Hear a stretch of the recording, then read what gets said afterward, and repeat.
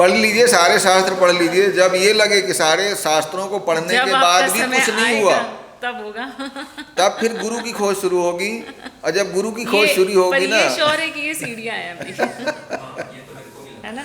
तो ठीक है, हाँ, एवरीथिंग इज हेल्पफुल।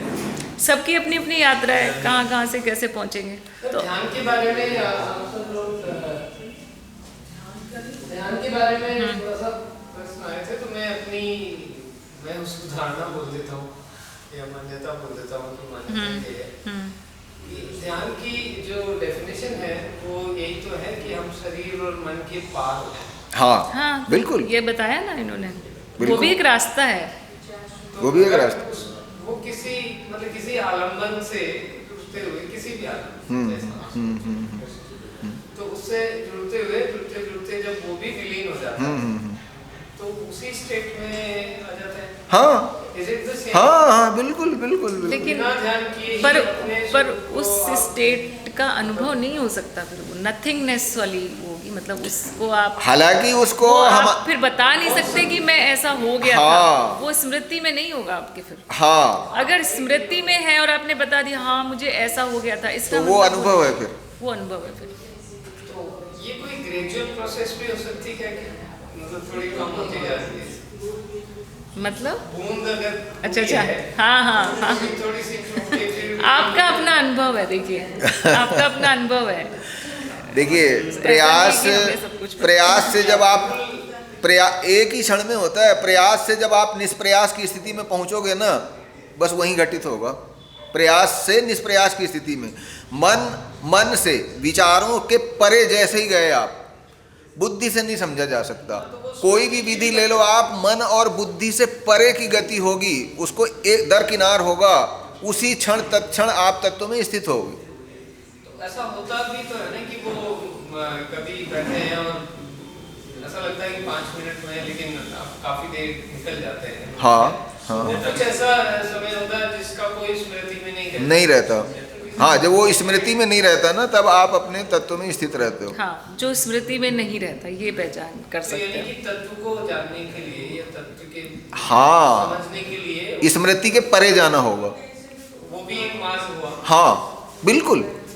वही तो जब संकीर्तन में आपने बोला था ना कि मैं ब्लैंक हो गया, इस कान में संकीर्तन में मैं ब्लैंक हो गया, आपने कहा ना, बस वही स्थिति है। फिर आपने एक और अनुभव बताया, तो जहां पर मन और बुद्धि नहीं है, जहां देह और मन का आभास नहीं है, वो वहां पर तत्व। और लेकिन उसकी व्याख्या यदि हो गई, जैसा रीनू जी ने कहा, यदि वो अनुभव में आ गया तो नहीं है फिर वो, लेकिन वो अनुभव के परे है, जहां पे स्मृतियां नहीं है उसकी, तो फिर वो वही स्थिति है तत्व की। जैसे विचार जो है वो उनकी गति है, बहुत सारे विचार आते हैं, पर धीरे धीरे ऐसा कुछ होता है कि कुछ कम हो जाता है विचारों की संख्या।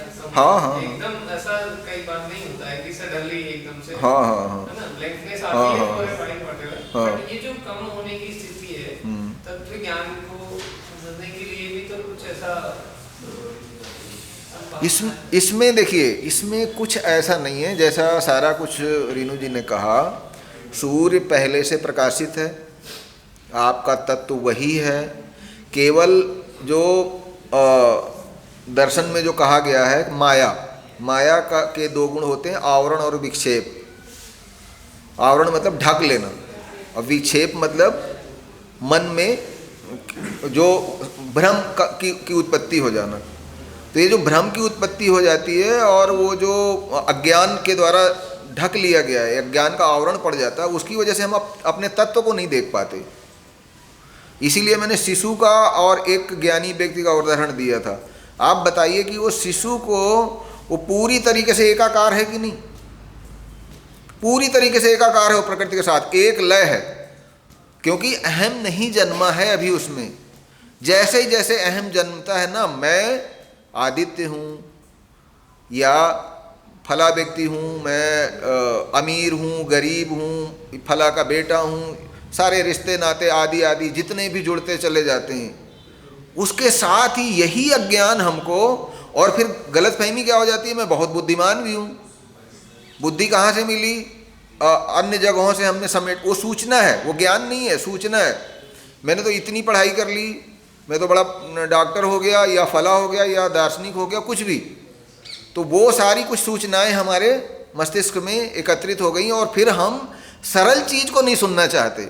हमारा मन इतना जटिलता ये करता है कि ये कोई चीज़ बहुत कठिनाई से अगर मुझे समझ में आएगी तभी उधर वही वास्तविक होगी, जबकि आध्यात्म बहुत सरल सी चीज़ है। आप ये बताइए, बच्चा होने में कितनी देर लगेगी आपको? आप मन और बुद्धि को छोड़ दीजिए, अभी बच्चे हो जाएंगे। बच्चे में अहंकार नहीं है, वो मन बुद्धि से संचालित नहीं है, इसलिए एकाकार है।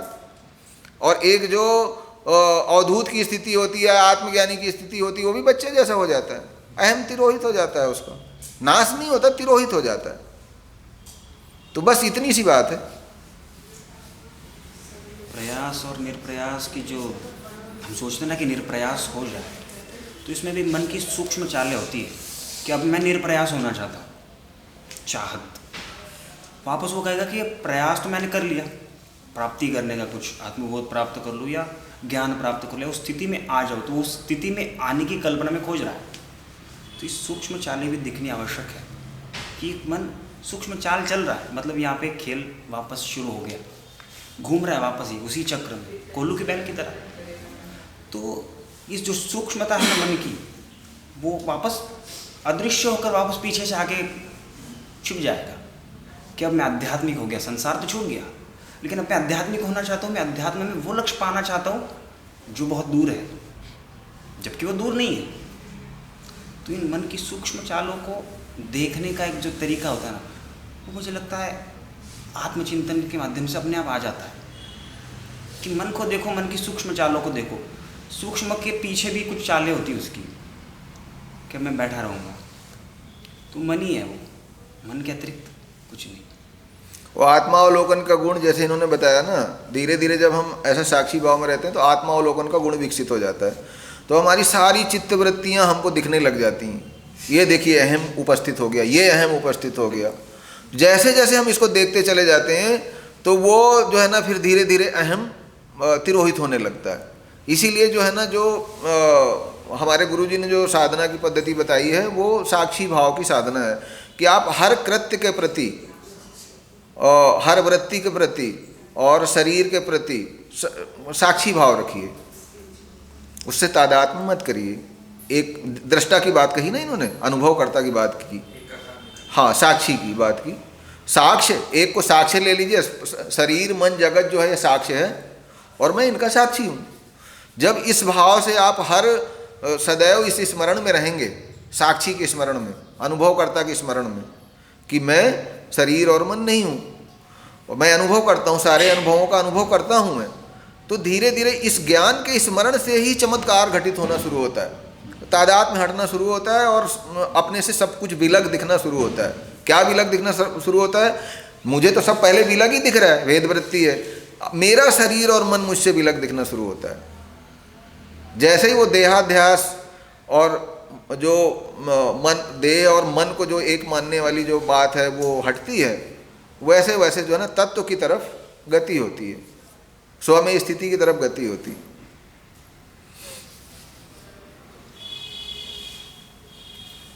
तो अब ध्यान करना है क्या?